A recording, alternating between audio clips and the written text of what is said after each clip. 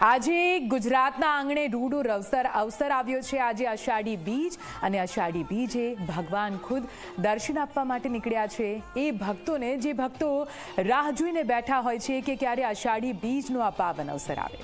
રથયાત્રાના તમામ રંગો ઝી 24 કલાક આપના સુધી પહોંચાડી રહ્યું છે। રથયાત્રા ધીમે ધીમે પોતાના પથ પર આગળ વધી રહી છે। ગજરાજોની આગેવાનીમાં અલગ અલગ જે અખાડાથી લઈને ભજન મંડળીઓ આગળ વધી રહી છે અને થોડી જ વારમાં ખમાસા સુધી તમામ 3 રથ પહોંચી જશે। નંદી ઘોષ, તાલ ધ્વજ અને પદ્મધ્વજ। ભગવાન જગન્નાથ પોતાની બહેન સુભદ્રાની ઈચ્છા કે તમને નગરચર્યાએ નીકળવું છે તો ભાઈ બલભદ્રને સાથે રાખીને બસ તેઓ બહેનને નગરચર્યાએ લઈને નીકળ્યા છે। 147 વર્ષથી અમદાવાદના આ રૂટ પર આ જ રીતે રથયાત્રા નીકળે છે। મોટી સંખ્યામાં ભક્તો જોડાતા હોય છે। ભાવ વિભોર ભક્તો અને ભક્તોના આંખોમાં અશ્રુ આવી જતા હોય છે જ્યારે ભગવાનના દર્શન કરતા હોય છે। તમે ટીવી સ્ક્રીન પર જોઈ રહ્યા છો, આ ખરેખર રીતે મોટી સંખ્યામાં ભક્તોનું મહેરામણ ઉમટી પડ્યું છે। માનવ મહેરામણની વચ્ચે હૈયે હૈયું દળાય તે પ્રકારે ભીડ છે, છતાં પણ અહીંયા લોકોમાં ઉત્સાહ માતો નથી। અને ઉત્સાહ હોય પણ કેમ નહીં, કેમ કે દર વર્ષે માત્ર એક જ દિવસ એવો હોય છે જ્યારે મંદિરના એ પટાંગણમાંથી ભગવાન બહાર નીકળીને ભક્તોને દર્શન આપવા માટે નીકળતા હોય છે। અને કહેવાય છે કે રથયાત્રાનો મહિમા અને રથયાત્રામાં ભક્તોની આસ્થા એટલી બધી છે કે જે પણ કોઈ આ રથયાત્રામાં સામેલ થાય છે, જય જગન્નાથનો જય ઘોષ કરે છે, એની મનોકામના પૂર્ણ થાય છે। એવું પણ કહેવામાં આવે છે કે જે પણ બાળક, જે પણ વયોવૃદ્ધ આ રથયાત્રામાં ભાગીદાર થાય છે અને ભગવાનના દર્શન કરે છે। ભગવાનના દર્શન, ભગવાનની અમી કૃપા તેના પર બની રહે છે। કોઈ પણ મુશ્કેલી તેને જીવનમાં નડતી નથી।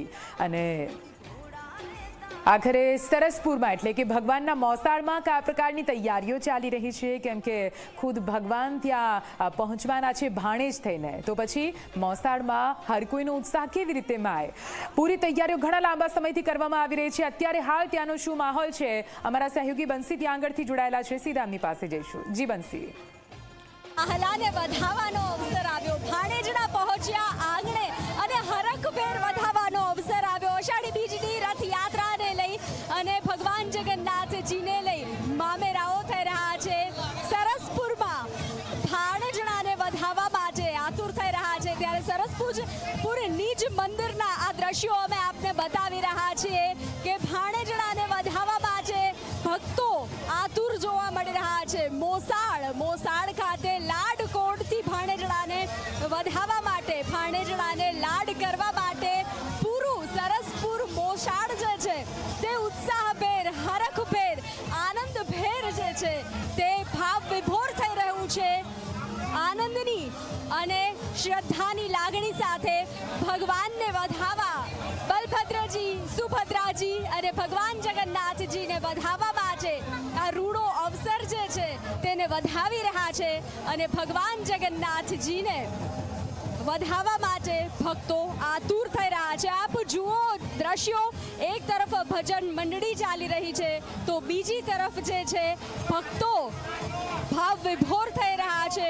હાથમાં કરતાલ લઈ અને ભક્તો જે છે તે ઝૂમી રહ્યા છે। આપ જે રીતે દ્રશ્યો જોઈ રહ્યા છો તો બીજી તરફ ભક્તોની લાંબી કતાર જોવા મળી છે, તો મસ્તક પર ભગવાનને વિરાજમાન કરી અને મામેરા માટે જે છે તે અનેરો ઉત્સાહ જોવા મળી રહ્યો છે। ભાણેજણાને વધાવવા માટે ભાણેજણાના મામેરાને લઈ અને સરસપુર જે મોસાળ તરીકે ઓળખાય છે ભગવાનનું, તેને લઈ અને અનેરો ઉત્સાહ જોવા મળી રહ્યો છે। અનેરા ઉત્સાહ સાથે ભગવાન જગન્નાથજીને વધાવવા માટે, ભગવાન બલભદ્રજીને વધાવવા માટે, સુભદ્રાજીને વધાવવા માટે ભક્તો મોસાળ આતુર થઈ રહ્યું છે। તો આતુરતાનો બસ અંત આવ્યો છે અને ભગવાન પહોંચી રહ્યા છે। તો આપ જે રીતે દ્રશ્યો જોઈ રહ્યા છો કે ભગવાન જે છે તે મામેરાને લઈ અને નિજ મંદિરમાં સામૈયા જે છે તેને લઈ અને ભક્તોનો ભારે ધસારો જોવા મળ્યો છે। ભગવાનને વધાવવા માટે ભાણેજડાની આતુરતાપૂર્વક રાહ જોવામાં આવી રહી છે અને ભક્તોની લાંબી કતારો જોવા મળી રહી છે. કેમેરા પર્સન વિજય સાથે બંસી, ઝી મીડિયા, અમદાવાદ.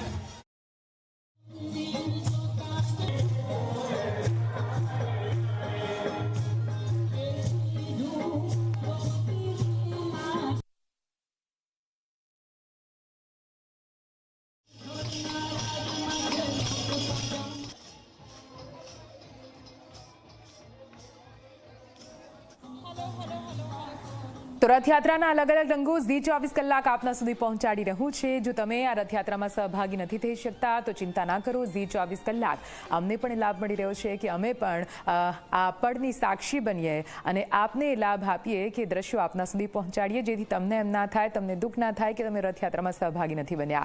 અત્યારે આપણી સાથે વધુ દ્રશ્યો સાથે, વધુ રથયાત્રાના રંગો સાથે સંવાદદાતા ઉદય જોડાઈ ગયા છે, જેઓ જમાલપુર મંદિરની બહાર અત્યારે ઉપસ્થિત છે.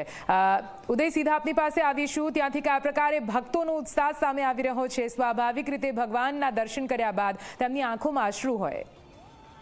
રથની આગળ પોલીસના વાહનો છે, તેને જોવાની જગ્યા આપતો. જરૂરથી વાત કરવામાં આવે નિધિ, તો સૌથી પહેલા આપણે ભગવાન જગન્નાથના દર્શન જે છે દર્શક મિત્રો સુધી પહોંચાડીએ અને ભગવાન જગન્નાથના દર્શન કરાવીએ લાખો દર્શક મિત્રોને કે ભગવાન જગન્નાથનો પ્રથમ રથ જે છે અત્યારે મંદિરની બહાર અને જમાલપુર પગથિયાનો દરવાજો જે છે તેની વચ્ચે આવી પહોંચ્યો છે. આપ જોઈ શકો છો કે ભાવિ ભક્તોની ભીડ જે છે, હું કેમેરામેન અમિત મકવાણાને કહીશ કે આજુબાજુની ભીડ જે છે એ દેખાડવા માટેનો પ્રયત્ન કરે આખરે કે કેટલી મોટી માત્રામાં. આજે રવિવારનો પણ દિવસ છે અને એક વર્ષથી ભાવિ ભક્તો જે છે રાહ જોતા હોય છે કે ભગવાન જગન્નાથ જે છે એ નગરચર્યાએ ક્યારે નીકળતાની સાથે ક્યારે દર્શન કરે, ક્યારે એમની પ્રસાદી લે અને પોતાને પાવનતા અનુભવે. પ્રથમ રથ જે છે અહીંયાથી રવાના થઈ ચૂક્યો છે નિધિ. બીજો રથ જે છે બેન સુભદ્રાનો જે છે એ પણ હું અમિત કહીશ કે દેખાડવા માટે પ્રયત્ન કરે. આ પહેલો રથ તમે જોઈ શકો છો કે જમાલપુર પગથિયા તરફ રવાના થઈ ચૂક્યો છે. બીજો રથ જે છે એ પણ ખલાસીઓ દ્વારા જે છે, ખાસ ખલાસીઓ દ્વારા જે છે ઉઘાડા પગે આ રથ જે છે એ ખેંચતા હોય છે અને 1878થી આ ભગવાન જગન્નાથની રથયાત્રા જે છે ઐતિહાસિક રીતે ચાલી આવે છે. 147મી રથયાત્રા. બીજો રથ બેન સુભદ્રાનો તમે જોઈ શકો છો ખલાસી દ્વારા જય જગન્નાથ, જય રણછોડ, જય માખણચોરના નાદ સાથે આ રથયાત્રાની આજુબાજુ, રથની આજુબાજુ અને આખો આટલો રથયાત્રાનો રૂટ જે છે ત્યાં માત્ર એક જ અત્યારે જયકારો થઈ રહ્યો છે. એ પ્રકારનો જયકારો થઈ રહ્યો છે કે જય જગન્નાથ. પછી ત્યારબાદ જો વાત કરવામાં આવે તો જય રણછોડ, માખણચોર, આ પ્રકારના નાદ જે છે ગુંજી રહ્યા છે. બીજો રથ જે છે અહીંયા આપણી નજીક આવી ચૂક્યો છે. એ પણ અમિતને કહીશ કે દર્શન કરવા માટે જે છે એ પ્રયત્ન કરે કે દર્શક મિત્રોને દર્શન કરાવી શકે. ભાવિ ભક્તો જે છે અત્યારે મોટી માત્રામાં. બીજી મહત્વની વસ્તુ જે દર વર્ષની જેમ લોકો મોબાઈલની અંદર જે છે એક તસવીરો લેતા હોય છે, આખું વર્ષ સાચવી શકે અથવા તો ફોટો ફ્રેમ કરવા માટે અથવા તો પોતાના ફોનમાં ડીપી રાખવા માટે. તો કેમેરામેન અમિતને કહીશ કે એ પણ દ્રશ્યો દેખાડે કે લોકો પોતાના ફોન કાઢી અને માત્ર ભગવાન જગન્નાથની એક ઝલક પોતાની મોબાઈલની અંદર રાખવા માટેથી ઉપર હાથ કરી અને અત્યારે લઈ રહ્યા છે. ત્રીજો રથ જે છે એ પણ થોડોક આગળ આવી ચૂક્યો છે. કેમેરામેન અમિતને કહીશ કે ત્રીજો રથ દેખાડવા માટેનો પ્રયત્ન કરે કે ત્રીજો રથ જે છે ભાઈ બળભદ્રનો જે છે, બલરામનો જે છે એ પણ રથ બહાર આવી ચૂક્યો છે.